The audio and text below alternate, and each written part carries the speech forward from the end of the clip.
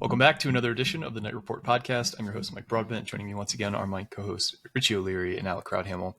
Guys, the NBA draft lottery has come and gone, so the landing spots for our former Scarlet Knights might have crystallized a bit, but we'll talk about those landing spots, talk about some players that Rutgers is looking into to fill its final scholarship spot for the 25-26 season. But before we get into any of that, this podcast is presented to you by MyBookie. It's crunch time on the court, and the NBA playoffs are your chance to score big. Whether you are riding with favorites or cheering for the underdog, every three-pointer, dunk, and buzzer beater is an opportunity to win at MyBookie. Place your bets live as the auction unfolds, and if you're feeling confident, you can lock in the earnings early with a quick payout option. Never miss a chance to turn your basketball insights into real cash.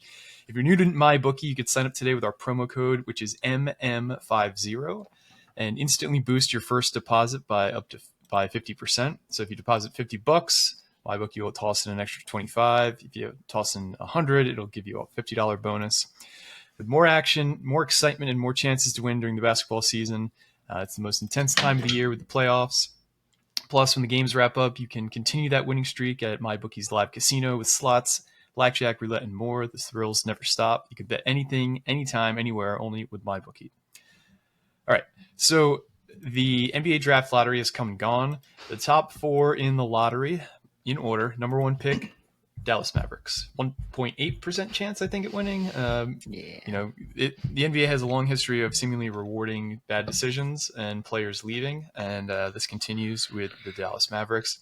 The number two team, a team that has had a lot of lottery luck history in its existence as a franchise, the San Antonio Spurs, who are a team, by the way, who I've been talking about for a while would be a great fit for Dylan Harper. So we'll see if that ends up being his landing spot. Third pick, near and dear to my heart, the Philadelphia 76ers were able to hold on to their pick because if it was pick 7 or worse, that would have gone to Oklahoma City. They have the number 3 pick in the draft, and the number 4 pick in the draft goes to the Charlotte Hornets.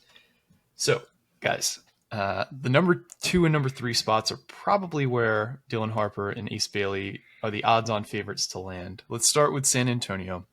San Antonio obviously no longer has Greg Popovich as his coach, who is maybe one of the best player developers in NBA history. He's still involved, and one of his top lieutenants is now the head coach there. But in general, San Antonio has done an excellent job through the course of its history as a franchise at developing guys. So what is the outlook for you guys if Dylan Harper was to end up on San Antonio? Richie, I'll let you start with this one. I mean, obviously, bona fide starter. It's interesting because they have Fox, and he's obviously their lead guard. But I think you have to draft the second best player available, and that's Dylan Harper. I mean, Dylan can play off ball. Dylan can play scoring guard. They already have Steph Castle too, who's going to play that 2-3 role. So they really have a nice young core, and honestly, adding Dylan Harper probably elevates them to almost immediate playoff team. The West is tough, though, I guess, to kind of gauge because it's just such a gauntlet from top to bottom. But I personally, I don't know if they're actually going to keep this pick. I really think that the chance to potentially pair up Wemby and Giannis might be too much to pass up. And when you have the number 2 pick, it's an easy selling point. And you can get Dylan Harper to Milwaukee. Milwaukee will be like, all right, perfect rebuilding guy. Milwaukee has no picks as is. So it just makes sense for them to kind of just dump Giannis as you can, because Dame's going to sit out probably the entire season, if I had to guess, with his Achilles injury or recovery. So I'd be shocked, honestly. I'd be shocked if they don't trade for Giannis. I really think Giannis is going to end up being a Spur, and Dylan's probably going to end up being a Buck. I think that's not a great scenario for Dylan because we won't hear much about him. But at the same time, he'd be the guy in Milwaukee, so that'd be kind of cool. I think for sure Giannis is going to get traded, but I think there are other teams who could provide a better package of assets back. I think Houston will be the number one, landing spot for them because they have so many assets. They have, so many guys that drafted in the top 3. They just have, they're one of those teams like the Thunder right now, who also could be a landing spot for Giannis, who just have an embarrassment of riches in terms of draft capital, in terms of young players on good contracts. Alec, what is your take on Dylan Harper's potential fit in San Antonio? I mean, I think Dylan Harper and Victor Wembanyama could be a demon combination, and then you factor in, like Richie said, a guy like De'Aaron Fox and a guy like Stephon Castle, factoring in with them. I do think there's some skill overlap with Castle and Harper, but I feel like it's that kind of overlap where it kind of works and they can play off each other. And like Richie said, Dylan can play off ball and on ball at the same time. He can do both, so I don't think it would be a bad fit per se, pairing the two of them together. And then you add in De'Aaron Fox, who's a legitimate all star guard as well. I think it would fit pretty well, and I agree with Richie. I think they would be close, at least close to being a playoff contender, contender to make the playoffs next year. But again, the West is absolutely crazy. I mean, I think the 2 through 7 spots are separated by like 3 games, so you never know in the Western Conference. But yeah, I think the fit would be really good.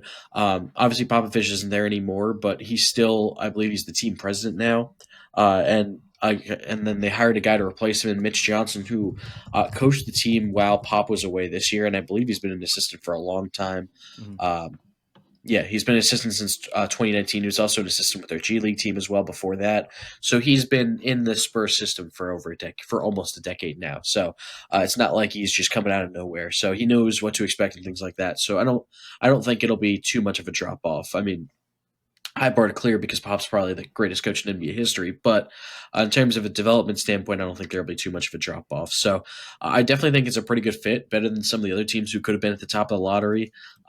And I think pairing him with Wembanyama, I mean, the fact that Wembanyama is a much better floor spacer than one would expect from a 7'3" guy definitely helps because Dylan's jumper is something that's still kind of improving and developing. I mean, his footwork at the rim is some of the best in the draft and some of the better from an 18-year-old NBA prospect that we've seen in the draft. So the fact that he can get to the rim at such a high level, I think he is a better pure scorer than Stephon Castle is. And the fact that he can play on and off ball definitely helps that kind of mesh fit. Um, I don't know. I don't know how the starting lineup would look because I feel like if you put him at the 3, either him or Castle at the 3, because they're both kind of jumbo sized guards. I don't know how that would work defensively because again, there is some defensive struggles. Uh, Definitely at Rutgers this past year that Dylan had.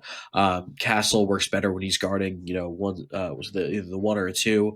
So I don't know how that would work if you have like a starting lineup with Fox, Castle, Harper, probably Devin Vassell, and Wembanyama. I don't know how that would work, but at the same time you have Victor Wembanyama, so he's basically a walking top 15 defense at this point. So I think it could work out. And if he goes to Milwaukee, like Richie said, I think he would have a good chance to be the number 1 guy.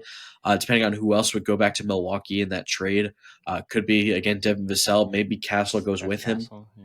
probably. Because, again, like Milwaukee doesn't have any picks. So they're going to need something to build off of.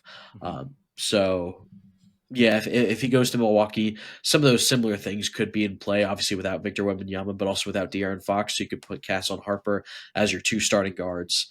Um, yeah, I think either way, I think he's set up to have at least some kind of success in some regard, whether as the primary option in Milwaukee, if that trade does go through, or in San Antonio as a really good rookie contributing guard on what should be a really good team and an exciting young team to watch. Oh, man, excuse my allergies; they haven't popped up in a couple days, but man, it's rough out there today.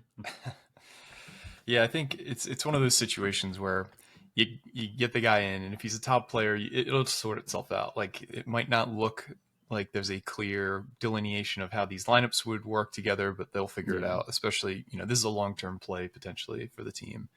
Um, in general, I really hope that he does end up landing with San Antonio because being, the Robin to what is the freakiest unicorn Batman in a long time in the NBA, Victor Wembanyama would be so great for his career, and I think they could do a lot of winning down in San Antonio. It sounds like the deep vein thrombosis scare that Victor had with blood clots earlier this year has been fixed up, and he's not at risk long term for his career. So that's an awesome thing to know about him.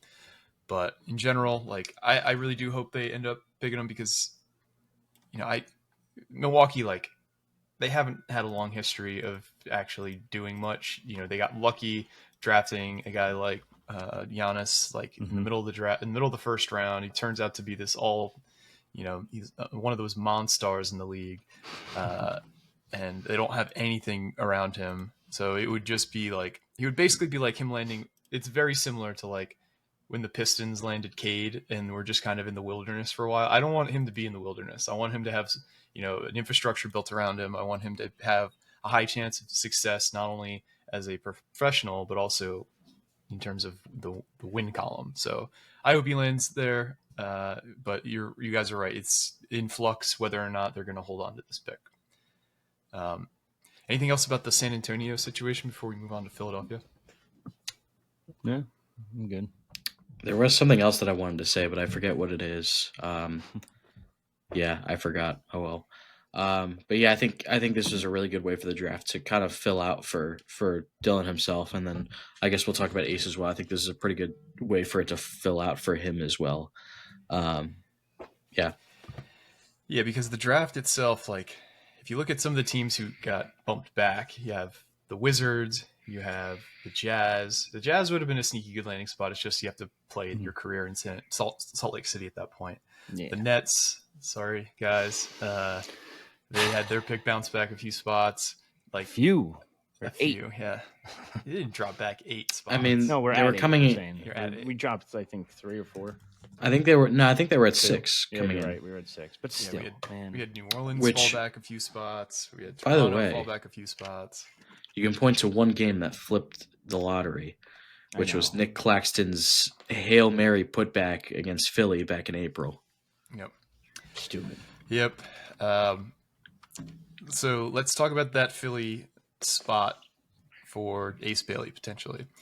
So Philadelphia obviously had an all-time disappointing season due mainly to injuries. But who could have seen that happening with the guy who's always hurting Joel Embiid and a guy who is 34 going on Cancun in Paul George. They do have some good pieces to build around, though. Tyrese Maxey is an all-star. Jared McCain looked like a steal from the draft before he got hurt this past year. So I do think that young core of potentially Ace Bailey, Tyrese Maxey, and Jared McCain is one of the more enviable top threes in terms of guys who are like under 23 or 24 in the league. And if you can get Embiid back to, some semblance of health, I think they could be potentially a team that makes some noise next year. And as a Philly fan, I think they haven't really done a great job on the court, but they have developed guys. Tyrese Maxey's developed well. Jared McCain's developed well. I think he would fit seamlessly into this lineup. But I understand why people would question Philly because they have not done much of anything on the court. Alec, I'll let you take this one first. What do you think of a potential fit for Ace Bailey on the 76ers? I mean, for one, he would have more of an established structure around him than someone like I don't know, looking around the lottery, someone like Utah or Washington or some of those other bottom teams that we were talking about before. I do think it's a bit of an interesting fit in terms of it's kind of battling timelines where you have guys like Embiid and Paul George who are on the older side and already established stars. But then you got McCain and potentially Ace Bailey here as those guys that are kind of young and coming up.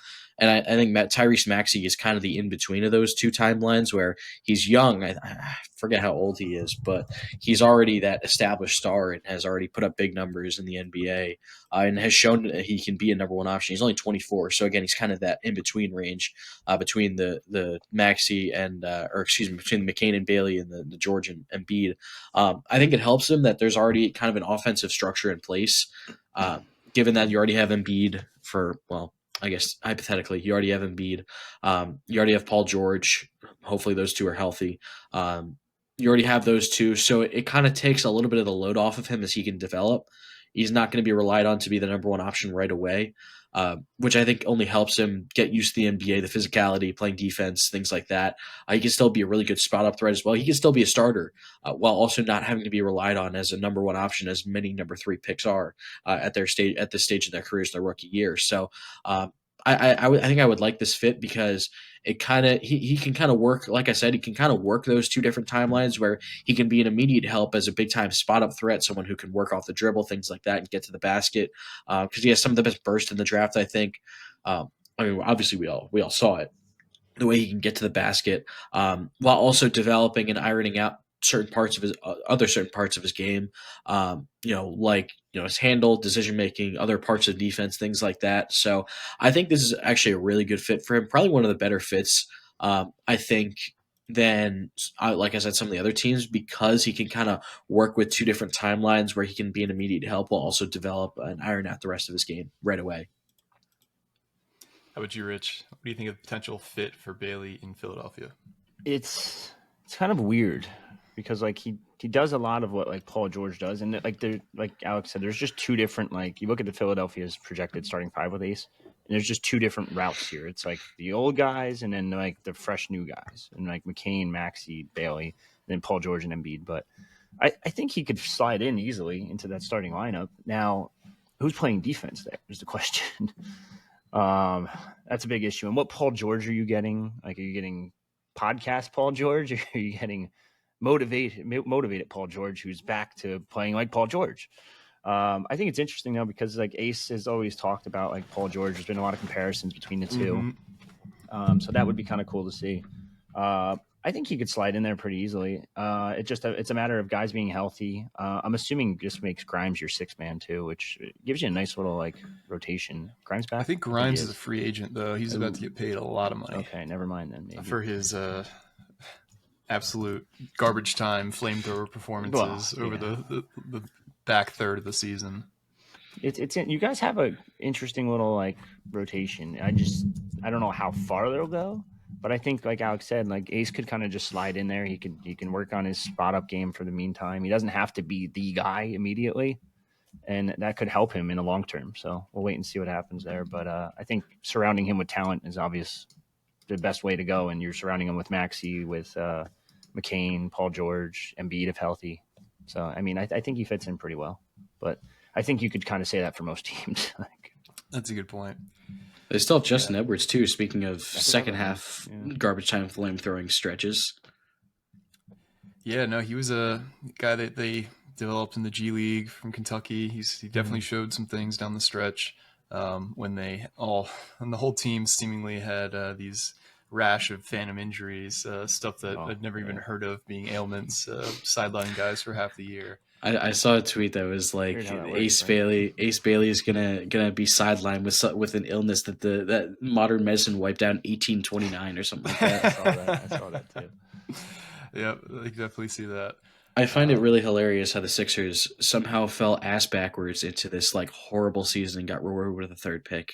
Yeah, it's crazy. And meanwhile, too, for all we know. That's true. They could. Meanwhile, the team up I-95 can't. They messed up that they trade for their own picks back. They accidentally win too many games, and only then, once they're like actually a threat to make the play, and they decide, oh, we should probably stop winning now, and let's trade away Dennis Schroeder, who is our star player. Let's start sitting some guys here, and then they fall to the 8th pick. We're the only team in history that can trade for our own picks back, thinking it will help, and still somehow fuck that up. Yeah, the NBA, man. It's not the NBA. It's the Nets.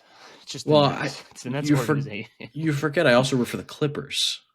Yeah, I forgot. Who are like fanhood. You did that to yourself, rooting for the honestly, and I hate to say this as a Nets fan, the two backup teams in the two major cities in the entire country.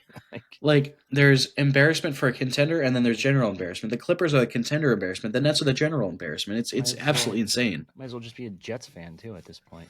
No, I'm good with Seahawks. And a Mets fan. Yeah, the all-pain all little brother team of the Northeast. Yeah. Anyway. So I do think there is a lot more potential this year than in the last few years of some trade swapping, given how much teams moved up and moved back. Other than Brooklyn, do you guys have like a favorite hypothetical trade spot for either Dylan or for Ace? I'll read you off the teams that are in the running potentially to move up. You got the Hornets, you got the Jazz, we got the Wizards, Pelicans, we got the Raptors, we have the Rockets. Do you guys have any of those teams that you'd be like, hell yeah, I ship it. Let's get them on that team? I mean, there are certain teams that like I mean either Ace or Dylan or really any top young player could fit pretty well on the Rockets. I haven't seen a lot of trades that they could formulate to move up in this draft, so I haven't really thought about that. Like I said, the Rockets would be pretty much a pretty easy plug and play. Like you know maybe not contribute right away because the Rockets are a defensive heavy team, things like that. But if you put Ace Bailey on the Rockets and have him be like a big time spot up threat, kind of like what we were talking about with the Sixers, that same thing where it's like he can iron out certain parts of his game. And honestly, putting him with Ime Udoka, one of the best defensive coaches in the NBA, would be a pretty impressive work for him.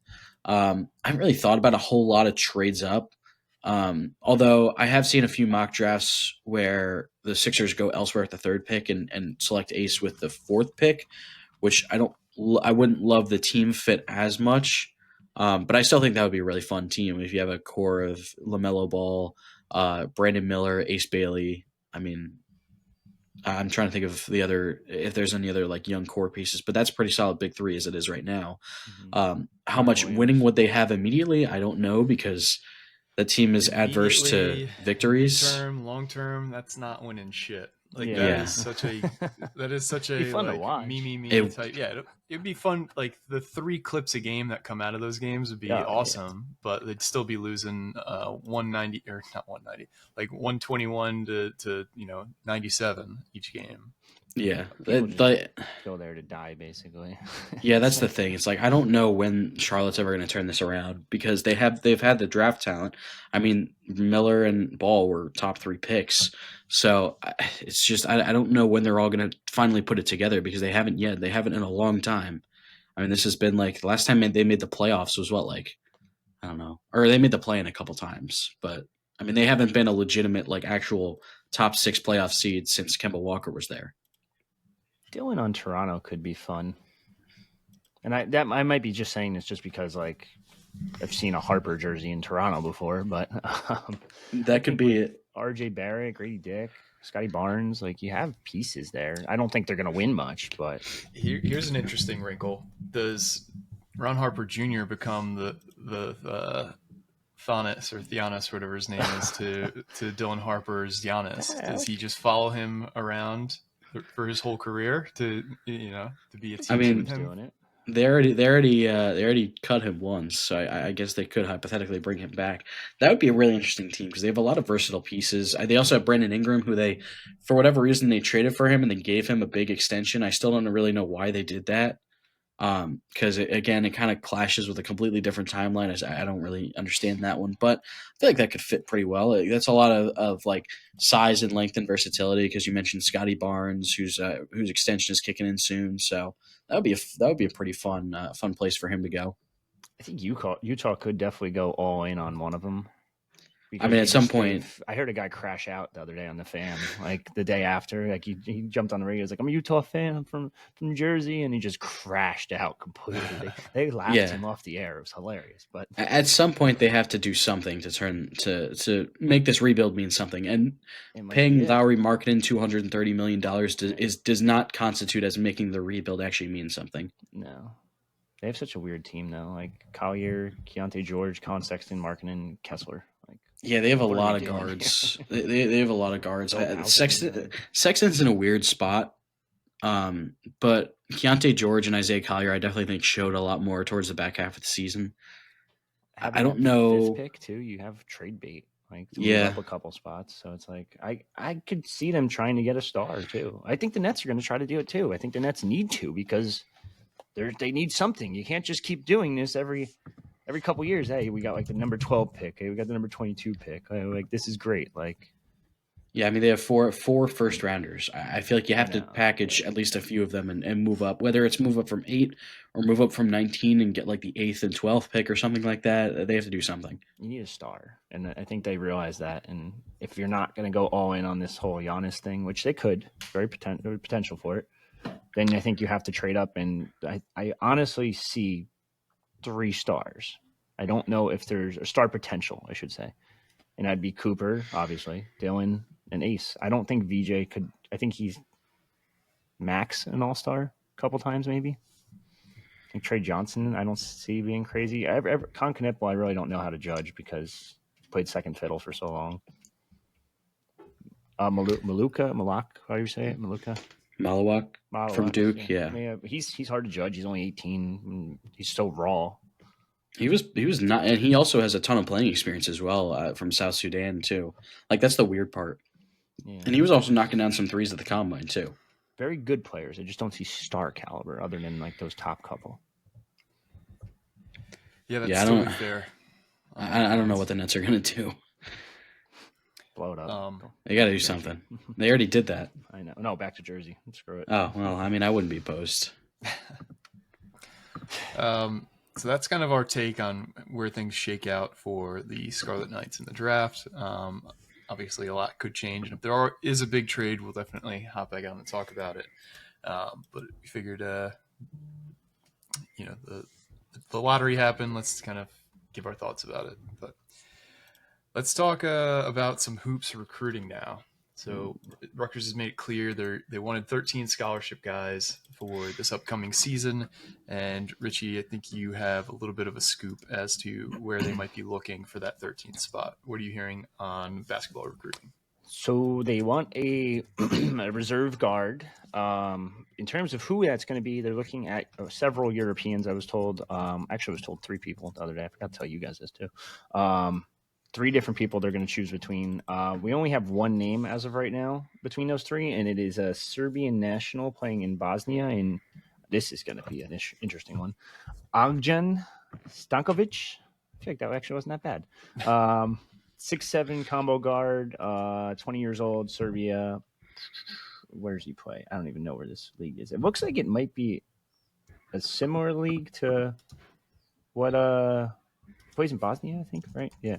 I don't really know. It's hard to judge some of these people, but you look at his international stats this season and they're not great. So that's the other concern. Now, could it translate differently from Liga ABA to NCAA? Yeah, it could be a little different. And I'm sure they see something in him because they're not the only school after him. It sounds like South Florida and UCF are also after him as well.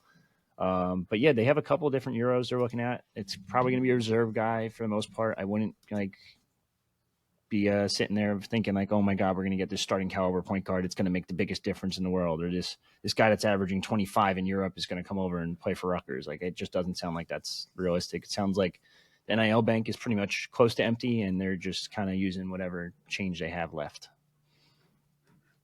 So.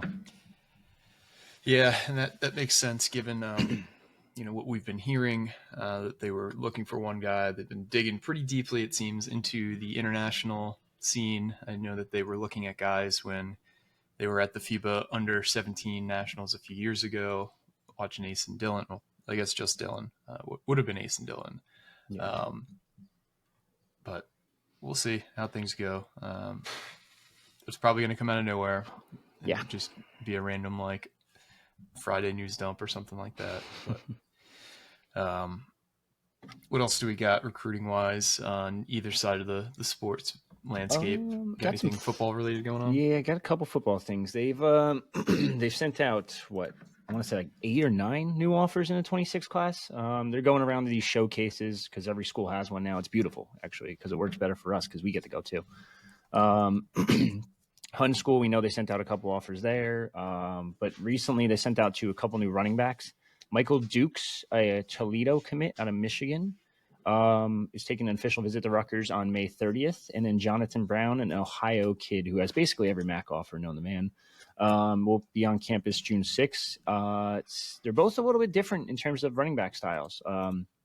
It's not like the typical smaller bowling ball type running back that Rutgers has gotten in the past. Michael Dukes is 6'2", 200. Jonathan Brown, 6'1", 200. So these are the bigger, bulkier backs. Probably replacing Sam Brown sort of type of mold. So it is interesting. I know they have a bunch of those smaller backs already between Antoine Raymond. And I shouldn't say smaller because Antoine Raymond's got some size to him too. But Antoine Raymond, Ed Guerrero's a little bit smaller. Jayshon Benjamin's a little bit smaller. So it's kind of just mixing and matching and just adding to that running back room. So one of those guys is probably going to end up being your running back for this class, this cycle. A couple new offensive line offers, a couple new defensive tackle offers. We know they only had one D tackle previously scheduled for an official visit in Tavion Branch. They scheduled a guy from Illinois. They scheduled a couple safeties, it seems like. Another Toledo commit in Rael Kelly out of Ohio. He's one to keep the closest eye on because I was talking to him yesterday. He committed to Toledo on May 9th. And I was like, oh, yeah, Rutgers offered you like May 13th, I think it was. And he got a bunch of other offers too from like James Madison, Liberty, and Ohio, and some others. And I was like, okay, like what's Toledo said to you since like obviously you're committed there? Like what's your message with them? And he goes, I haven't talked to them. They haven't talked to me since I got these new offers. And I was like, oh, so they kind of know what's going on already. So he'll be on campus June 6th. I could see Rutgers sealing a deal there. He has a really good tape out of Winton Woods, Ohio. Big, tall, lengthy safety, 6'2", 175-ish. Very skinny. And he it's funny because I asked him what Vic Hall said to him on his in-home, and he said, I need to eat more protein. And I was like, yes, there, I could see why. But yeah, no, I mean, really good tape. I think that they're going to end up probably flipping a couple of these MAC kids. But they're hitting the Midwest a little bit more, which is a little interesting. You haven't seen that from Rutgers in quite some time. I think, what was the last Midwest guy? TJ Allen, Kobe Asamoah, that region? I mean, they hit Michigan. They hit Michigan for a couple of these classes. They've hit Ohio a few times as well. Yeah, I don't know if we count Winovich technically, Michigan. I mean, they recruited him when he was in Michigan. Then he went to New Jersey for his last year, so I think that counts. Yeah. Did he land somewhere, by the way? Did he? He might. I don't know. I don't know if he did, to be honest. But what else? Defensive. I'm sorry, corners. They're starting to look at more corners around the country. Yeah, it's kind of just a wait and see. They're going to fill their entire class up, or most of their class, with these upcoming junior day official visits. So wait and see how that plays out. Yep, official visits at the end of the month. So that should be an exciting time where we get to kind of dissect every player who's going to be, at the beach with the Rutgers playing. I forgot they do that. Yeah. Forgot all about that. I mean, we've gotten so lucky with the weather on those trips too. Like, it's been in it's like perfect beach weather at the end of May, which is, as we all know, not necessarily a given. Knock on wood. Yeah, exactly. Like today, it's ugly out there this week. This whole week's brutal. Yeah. I guess, do we want to mention how Ace and Dylan did at the combine? Sure. I think they that before. Do you have the numbers in front of you? I do. Richie, do you want to? I mean, I can show them in front of me. Yeah, if you want. I do. So I'll pop them up. I know Ace obviously is shorter but so is everyone else in the country. Like every other person was shorter than what they actually are. I hate that they measure them in barefoot because I think it's stupid. Because I mean, it makes sense. Playing in shoes, like. It makes sense, but at the same time, I don't think it's that big of a deal. Like Dylan 6'4.5", Ace 6'7.5". That's probably Ace is probably about 6'9" with shoes. Yeah. Rutgers listed him at 6'10", which it really isn't that big of a deal. The 7-foot wingspan is good. It's like a +5 wingspan, which is good, which is very good. Dylan has a +6 wingspan, which is very good. These are all things that we kind of already knew, so nothing overly surprising. Do you want to talk about what that plus means, so for the people who aren't as up to date on this kind of stuff? Yeah, basically it's like your wingspan. It's like the difference between your wingspan and your height. Because the thing is, usually your wingspan and your height are supposed to be about equal. But for a lot of these athletes, they have a longer wingspan than their height, which is definitely a plus because it means they have really long arms, which is obviously in basketball a very good thing for many reasons. So the fact that Ace still has that 7-foot wingspan is definitely good. It helps a lot with his ceiling. The fact that Dylan has a 6'10" wingspan is actually kind of crazy. Definitely helps his ceiling as well. I mean, you can see it as well just when they play too. Ace with how high he can reach with his jumper and how lengthy he is, and then Dylan with how he gets to the rim and can kind of contort at a bunch of different angles as well. So it definitely helps them in that regard. Yeah, and when Ron was going through this process, his wingspan was even bigger than an Ace's. He had a 7'1" and a quarter wingspan, which for a guy who's 6'5" was insane. I think he was also 6'4" without shoes too, which that definitely turned some heads when he got that measurement back. Yep. Yeah. So some I don't know, some clips of shooting, things like that. Did the leap numbers? Ace had the one where His max vertical jump wasn't really. I think it finished like 8th or 9th. I think it was 34.5. He has like an awkward jump here too. I feel like because I feel like he can get higher than that. Yeah, I think he's. I've seen him be. I don't think it's as much like he's just an excellent leaper, like from a standing point. I think it's his fluidity and his burst kind of helps him with his jumping as well. So I think that plays a part also. I thought Dylan looked very fluid in this little main agility drill too. Oh yeah. I mean, Dylan might not be an elite athlete, but he is a very, very good athlete. I think people don't give him enough credit for how athletic he actually is. Yeah, and then some of the stuff, numbers he was putting up athletic wise were like, holy shit! Like he's more athletic than it's. I think the two of them were like near the top or at the top. I forget which drill it was. It was like the 10-yard sprint or something like that. Yeah. So I might have that actually. Well, Dylan finished 6th in the 3-point star drill. If you go to our Twitter, we have a lot more stuff. So yeah, I gotta start definitely check that out. Yeah, here it is. Fastest 3/4 court sprint. Ace was 3.12 seconds, and Dylan was 3.16 seconds. So if you scroll down a little bit, sorry. Oh yeah.